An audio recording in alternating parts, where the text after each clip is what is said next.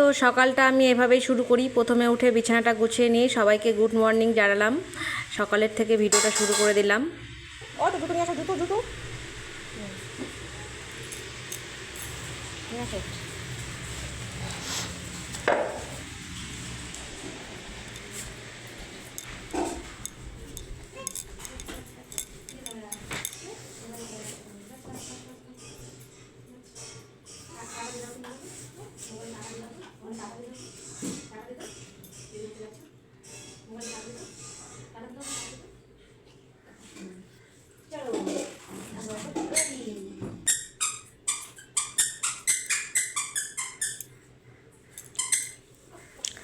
তো তারপর মেয়েকে নিয়ে ঘুরতে যাচ্ছি বাইরে। দেখো কি কাণ্ড, ওই যখনই যাই গেটটা খুলবে তখনই ওর দাদু বাজার থেকে বাজার নিয়ে চলে এসেছে। এই যে তারপর চলে গেলাম মেয়েকে নিয়ে একটু বাইরে ঘুরে নিয়ে আসতে, কারণ একটু সকাল করে ওর ঘোরার অভ্যেস হয়ে গেছে। সকালটা একটু ঘুরলে পরে ওর মনটাও ভালো লাগে, খেলাধুলাও করে। এই যে রাধা গোবিন্দ মন্দিরের সামনে নিয়ে এসেছি। দেখো তোমাদেরকে একটু রাধা গোবিন্দ মন্দিরকেও দর্শন করিয়ে দিলাম।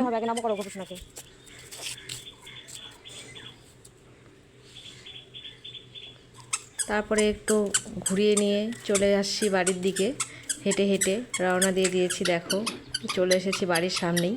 এখন ও একটু এখানে বসে খেলা করবে, সেটা রোজ দিন ও করে। কোলে চড়বা।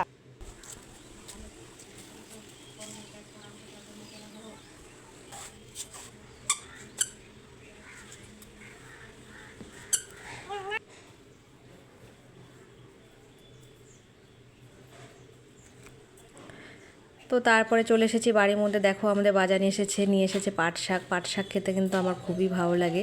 আর এই যে তোমাদেরকে দেখাচ্ছি কোয়াশ এনেছে। কোয়াশগুলো দেখতে এত সুন্দর ছিল, তাই তোমাদেরকে একটু দেখিয়ে দিলাম। কোয়াশের রসা খেলেও গরমের সময় না পেটটা একটু ঠান্ডা থাকে। আর এখানে তো মেয়ে খেলছে ও দাদুর সঙ্গে।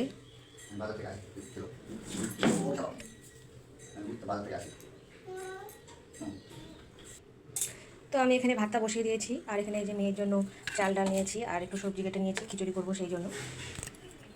রান্নাটা তাড়াতাড়ি শুরু করে দিয়েছি, কারণ পরে রোদ হয়ে গেলে রান্না করতে খুব কষ্ট হয়। উলু পুজো করছো? দেখি তোমাকে একটু মুচু করতে হবে না, বাইরে আসো দেখি কেমন পুজো করছো। উলু পুজো করছো কেমন করে, একটু উলু দাও।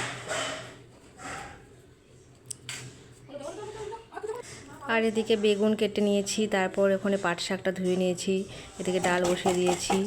এই যে এখন বেগুনগুলোকে ভেজে নেব, তাই লবণ হলুদ মাখিয়ে নিয়েছি।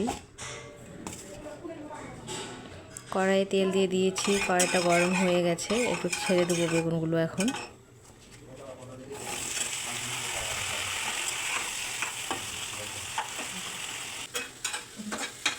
বেগুন ভাজা হচ্ছে নিম পাতার জন্য। তখন তো দেখালাম তোমাদেরকে, এইভাবে ছোটো ছোটো করে বেগুন ভাজা করি আমি। হচ্ছে এই নিম পাতাগুলো খেতে কিন্তু খুবই ভালো লাগে, ভালো করে লবণ তেল দিয়ে ভাজলে খুব ভালো লাগে খেতে। আর এখানে পাট শাকটা ভেজে নিচ্ছি। ব্যাস এইটুকুই ছিল আমার ভিডিওটি। ভিডিওটা কেমন লাগলো অবশ্যই জানিও।